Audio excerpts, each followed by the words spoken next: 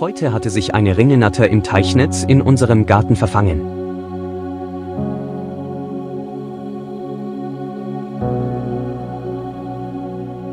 Normalerweise mag ich solche Tiere nicht anfassen, aber es war nun einmal notwendig.